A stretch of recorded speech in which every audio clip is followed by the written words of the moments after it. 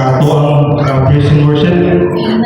Amen. Kung makita ito, mabati na ito kung sa bihigugma sa Diyos ang iyong katawahan.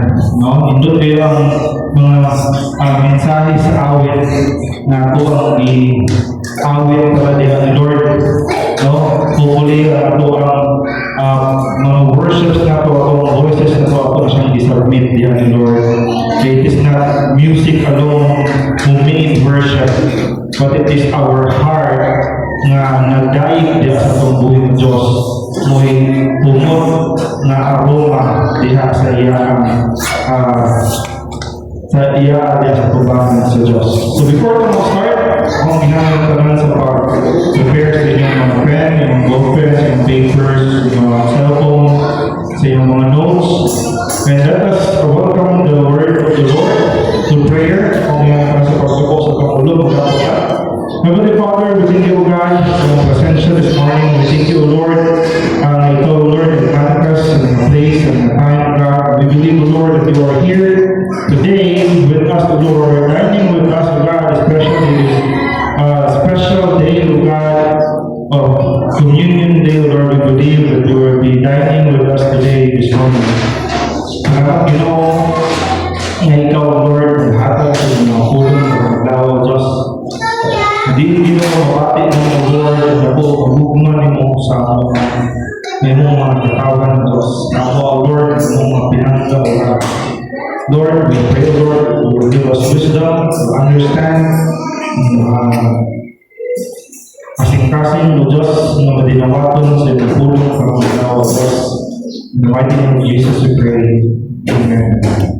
So, ito ang message this morning, ititulan ko siya o The Heart of the Lord.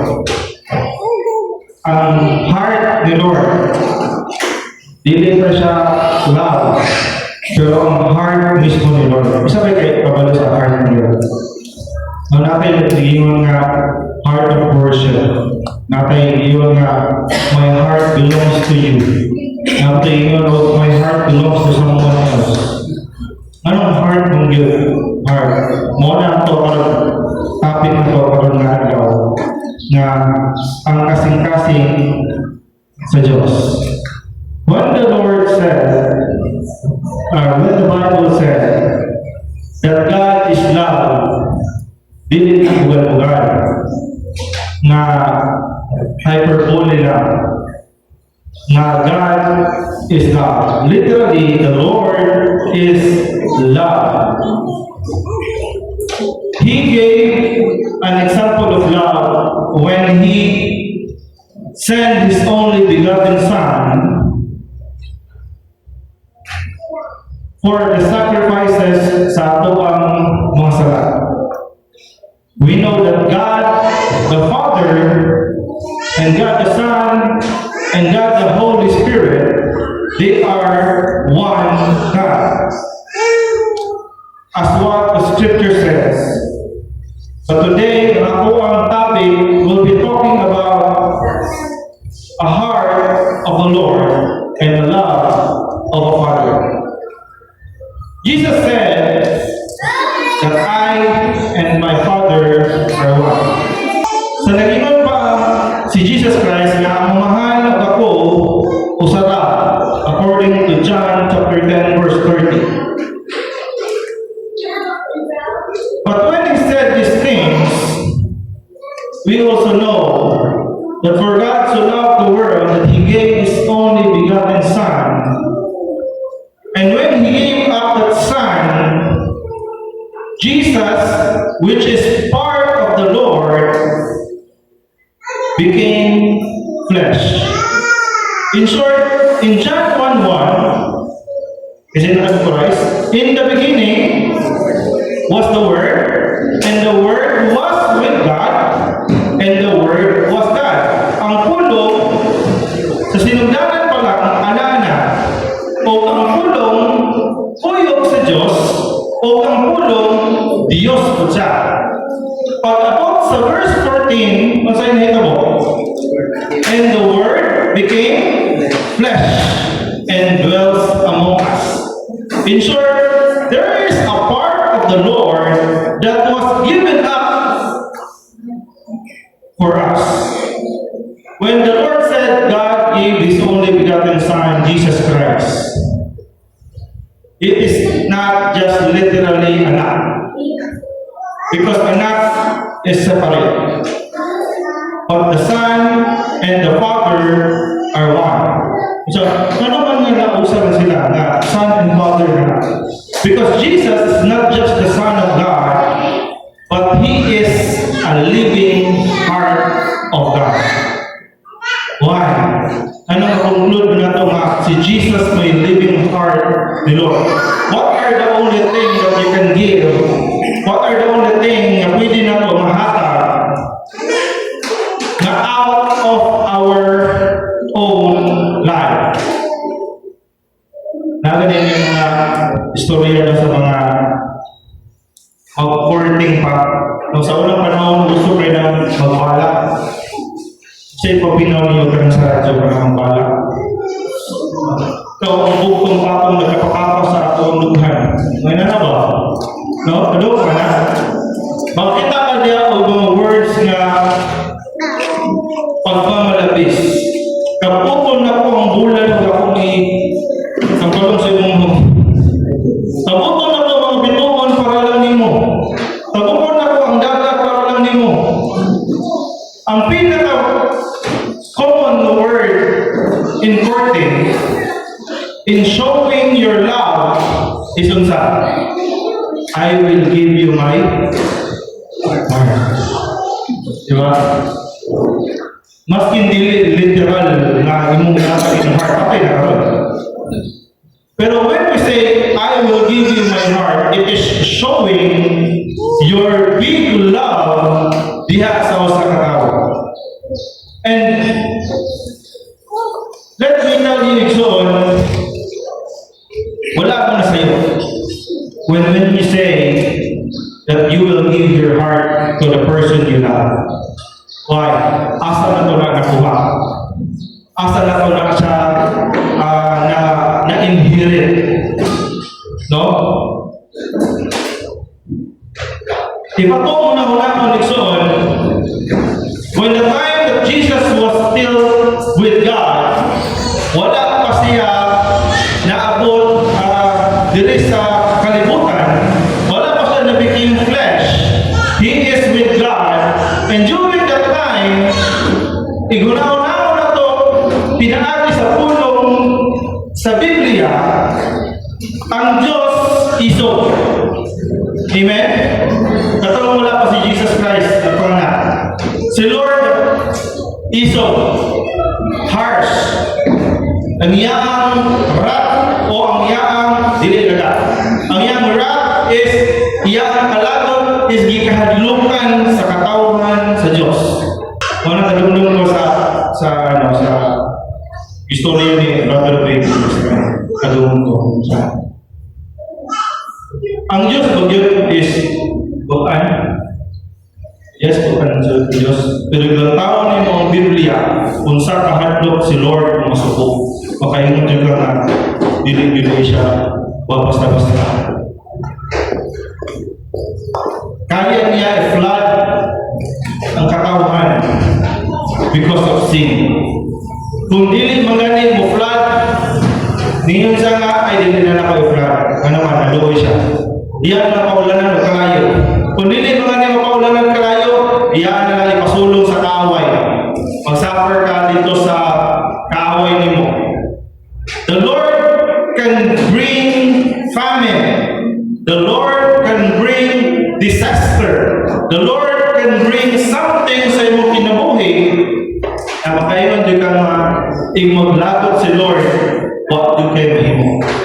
Inana magikahulukan sa katawhan sa Diyos si Lord.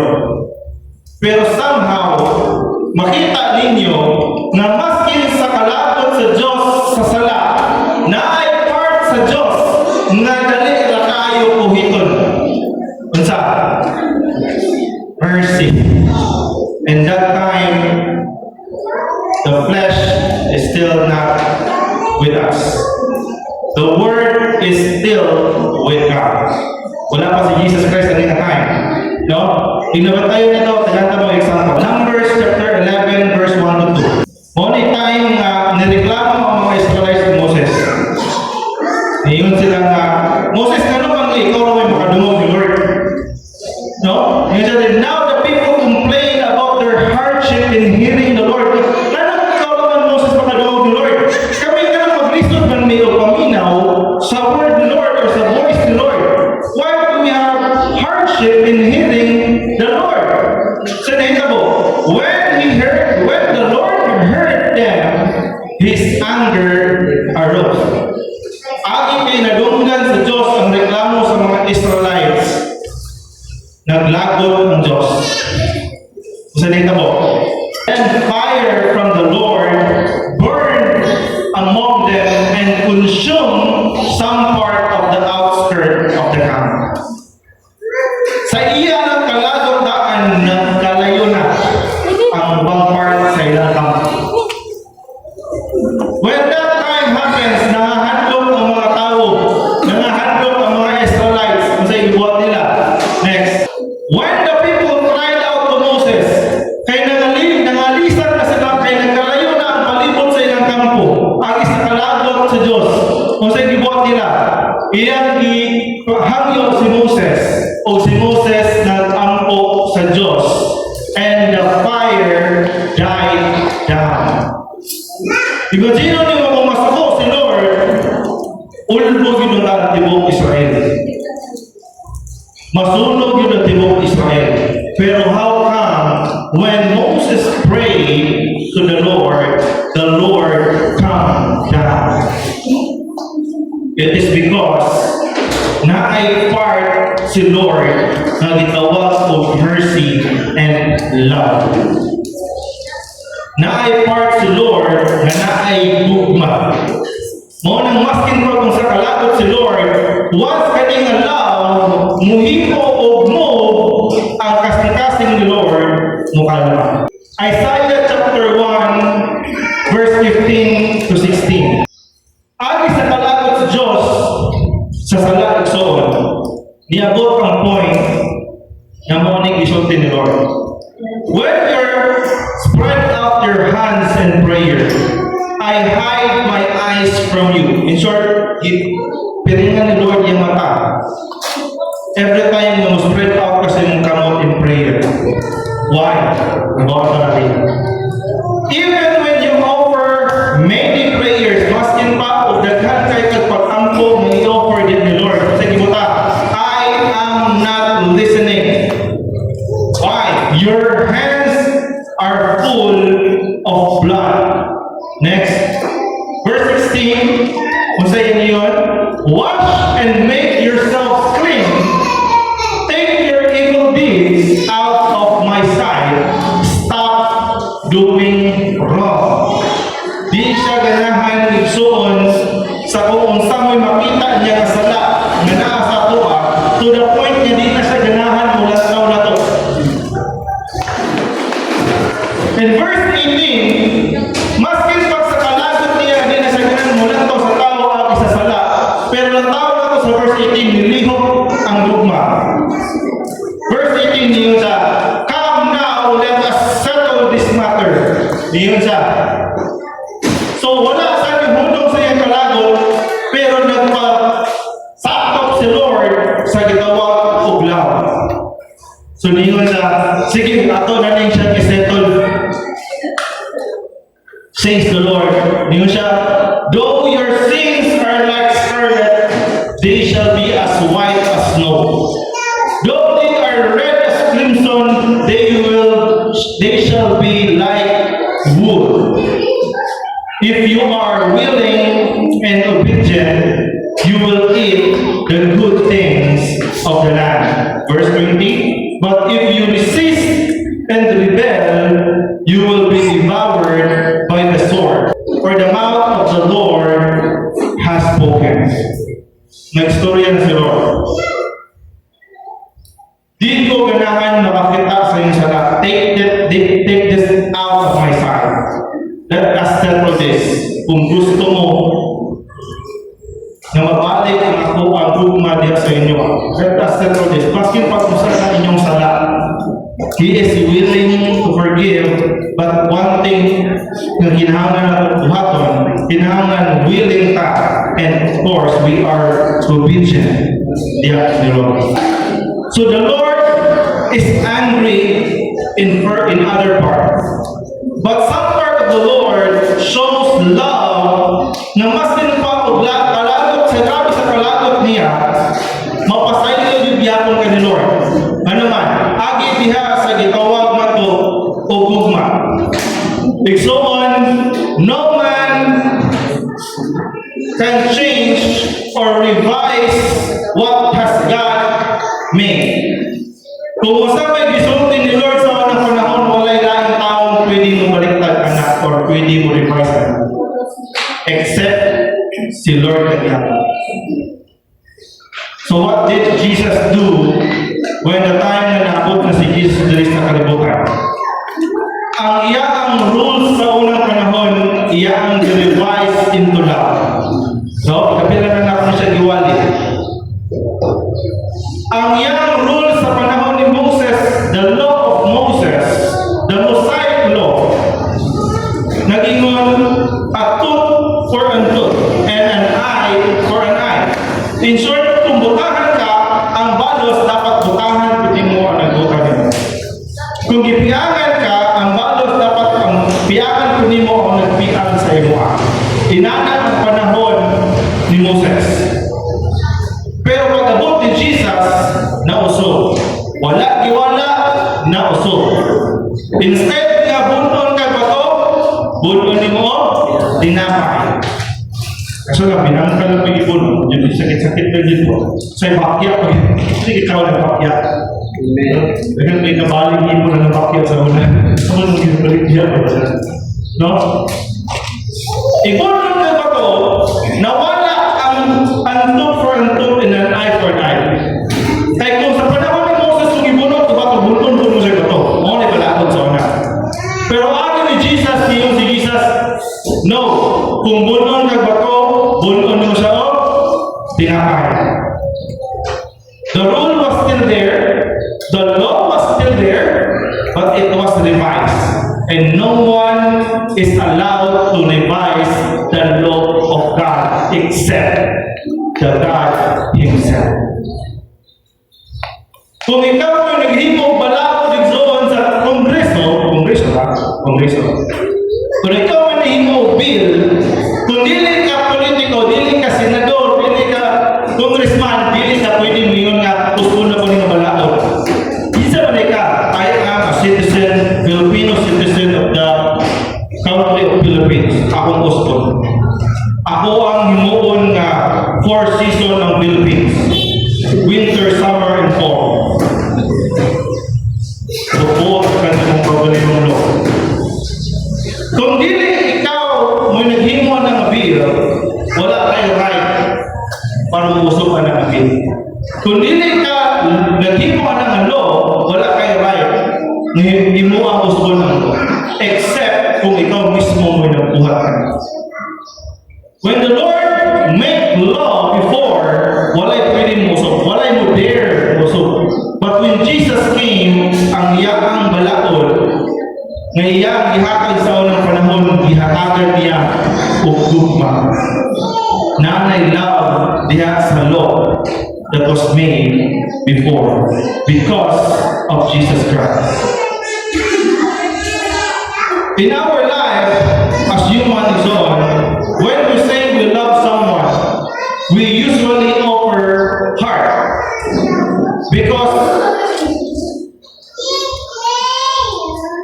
where do you think we got this idea? When the people said that love is not from the heart, but it is from the brain. Kasi nakadaw ka na, honors student. No? Asa ang love ikan sa? Dikta sa? Uto. Mauna mo igingon sa science. No? So, sa ginahatod science. Kasi mo learn of science ka nila. Paliw ko na. Okay. Love is produced, mauna sa tawanan ha. Kung na you're taking notes, mauna sa tawanan. Love is produced by a certain chemical in your body body such as unsa? Dopamine. Paliw to basa ni you're speaking. Dopamine, often referred as a feel-good hormone, dopamine is released during pleasurable experiences, including romantic interactions. So it creates feelings of excitement and euphoria, similar to the effects of certain drugs. So when you fall in love, dopamine levels increase, reinforcing the desire to be with that person and making love feel exhilarating. Number one, muna ilang gingon. Ang love hormone is epekto sa pagtaas sa dopamine. Another, number two. Oxytocin. So it is known as the love hormone or cuddle hormone. So oxytocin is released during physical touch, such as hugging or kissing. So it promotes bonding and emotional intimacy, helping to strengthen relationships over time. So oxytocin enhances feelings of trust and safety, making it essential for long-term connection. Ikaduha. Ikatulo. Dito lang makahilugan na naman. So serotonin, so this neurotransmitter affects mood and emotional well-being. So during the early stages of love, serotonin levels can fluctuate, sometimes leading to obsessive thoughts about a partner. Na ikatulo. Muna last. Kaupat. So the last one is norepinephrine. So this chemical is associated with the body's fight or flight response and can cause physical symptoms of love, such as increased heart rate and sweating when around someone you are attracted to. Na naman na learn. Class dismissed. Science na siya ha. Muna yung explanation sa mga scientists about love. But how about us Christians? How do we explain love? 1 John 4:19. Nagingon. We love because He loved us first. In short, namana lang nato ang love ni Lord. Inana ang atong explanation. Ano man, at the very beginning, love was with God because God is love. And that love Son gave us example when He loved the world so much, the Lord loved the world so much that He gave up a part of Him, which is Jesus, and it is like also giving up His heart for us. Si Jesus nga nag-symbol of love, nga kuyog ni Lord, also significant sa ato ang kinabuhi nga kung nakakay gihigugma atong ihatag ato ang heart sa ila. Atong i-give up ang heart sa ila. And the Lord give up His part of Him sa iyang pagka-Diyos para sa ato. So He is not just giving a son. He is giving a part of Him, a part sa iyang Trinity, a part sa iyang pagkatao para sa ato. He gave up love. He gave up life. He gave up heart. Diya sa ato ay Son. Dili lang anak niyang gihatag. A part of Him was given to us. Ano man kay kung siya lang, pwede na niya hukdon. Pwede niya kuwaon ang kinabuhi ngayon ipahulang sa ato. But because of love, iya ang ihatag ang part sa iya to sacrifice in behalf sa ato. Brothers and sisters, dili always igsoon nga kung maghatag ka sa heart nato to someone else, that means alagaan niya ang imong heart. Amen ba? Dili tanan sa gihatagan nimo sa imong heart, alagaan niya imong kasing-kasing. Nay, maskin pa o unsa ka perfect yung relationship, one day, that person whom you gave your heart will break your heart. Muabot din ang panahon ng Son. Nga ang pinakahihatagan nimo sa imong kasing-kasing nga, I will give you my heart because I love you.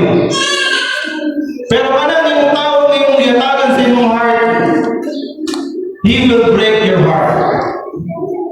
just like how we break the heart of the Lord.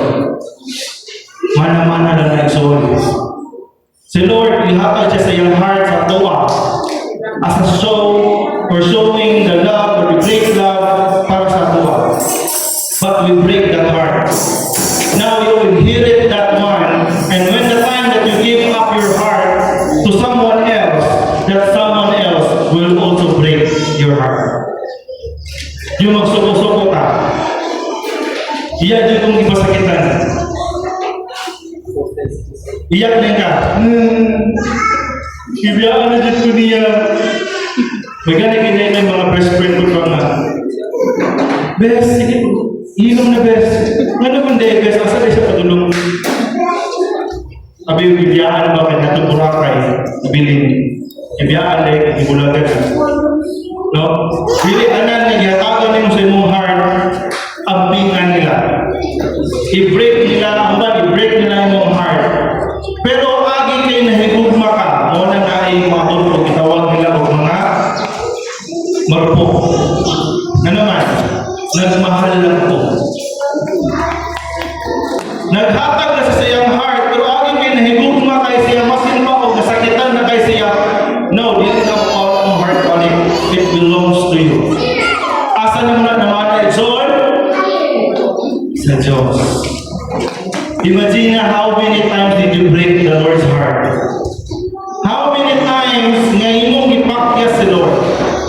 How many days during Sunday nga wala ni mo siya gisipot? Imagine mo na, makiklik si Lord mo every Sunday, tapos si Lord na nagkali sa simbahan, ikaw at ito. How many times naganahan sa pag-istorya ni mo, pero mas nakapakay times sa imong phone? How many times naganahan sa pag-istorya ni mo, pinagi siyang pulong, but you tend to listen other things? It breaks the heart of the Lord. And when we say Jesus is the living heart of God, dili tanan nga heart igsoon nga imong gi-offer, ma-interpret nila as love. Tama ba? Dili tanan nga nag-offer sa ilang love, ma-interpret nila as love. Ano man? If na ay 30 years old nga lalaki, nga ning-offer sa iyang love sa 18 years old nga babae, unsay tawag ka na? Sa mata para sa mga tao na judgmental, ngayon ay nasa rin nga, huwag ko rin pakatulong, tikwahan, no? Pero how come nga nung nagminyo pagyapon si Brindy Aguilar sa iya ang bahay, iya asawa ka, ito 18 years old. How come nahitabo na siya? Ha? Ano man nga, sa mata sa tao, kung gwapo ang maghatag sa love niya nimo, ang tawag niya, fan. Kung gwapo ang naghatag sa iyong love sa iya, ang tawag ka na is fan. Or admiration. Tama? Pero maot ka niya, naghatag ng love sa iya, o sa tawag. Ha? Naitawa na kung sunod-sunod yun eh. Yung mas kinilin naman, stalker. Basta maot gani ang tawag, stalker. Pero gwapo gani, may siya na admirer. Ano nga yung discrimination? Ano nga, dili ka na nag-offer silang love, mahatag na siya, maingon na siya na love na iyang di-offer. Naipan na na, maingon na siya na kwarta ay giapas ang bayhanan. Ano nga, tigulang na yung lalaki. Naipan na, maingon siya na, ay dili na love nila. Ano man, because kamakot ang lalaki, kagwapo sa babae, dili na love. Lumay na, lumay. No? Sa mata sa tao, lahi ang ilang interpretation sa love. Same gyapon ni Jesus, when the Lord said, I will give my only son, I will give a part of me, diha sa earth, as a sign of my love to the people of the world. To all of my creation, aron mahibawan ninyo nga nahigugma ko kasi inyo ang pag-ayo, akong ipadala akong kasing-kasing sa inyo. Pero dili tanan nasayod na si Jesus mo yung heart ni Lord. Si Jesus may representation sa love ni Lord. Atong basahan, Matthew chapter 16 verse 13 to 14. When Jesus came into the cross of Caesarea Philippi, he asked his disciples saying, "Whom do men say that I, the Son of Man, am?" Nakutala si Jesus, kung sa may lantaw day, siya may nag-ingon, nga kung kinsa ko nga tao, o kinsa ko nga anak sa katao. Ingon ang yang sa disciple. And they said, "Some says that thou art John the Baptist." So niingon sa Jesus, "Teacher, Jesus, naay nag-ingon ng mga tao nga dili ka si Messiah, dili ka the Son of God. Pero instead, niingon ang tao nga ikaw daw ano si John the Baptist." Now, niingon siya niya, niingon sa nga ikaw daw ano si Elias. Dili itong Elias nga kahit itong Elias. Elias is another term ni Elijah. Okay? Sabi pa lang na Elijah and Elias, same na siya, pero lahat ng Elias. And ingat po sa, the other said, Jeremias. And one of the prophets. Si Jesus, wala nila giila o Messiah. Wala nila giila as the heart of the Lord. Wala nila giila as Savior. Wala nila giila as God. Wala nila giila as love of God diri sa kalibutan. But they misunderstand Jesus as one of these may ilang dimension. Igsoon ang ato ang mga dili na always ma-interpret as love.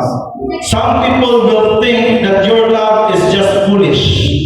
Sa unang panahon, katong time ng G po may chat-chat sa ako ang asawa, nanay mga relatives niya mayon nga, di na ginamang silbi. Ano man, Manila ka, dipulog siya. Jinsan ka, dipulog siya. Wow, pa dyan po nakakita yun kung dugay ng LDR. But love proved that wrong. Karon nakabalik sa dipulog. Ano man? Because that is what the people are entitled to. They are entitled to what they think. Kung naanas tayo comment, ilaan ang muna-muna. But the problem is, kung unsa mo inaan mo, o sa mo ang igong mo. Kung unsa mo inaan ni Lord, o naa sa ato. Something na nag-connect between the Father and us. It is the heart of the Lord, which is Jesus Christ. Tamang hangyo ang kanan sa pagpalindot.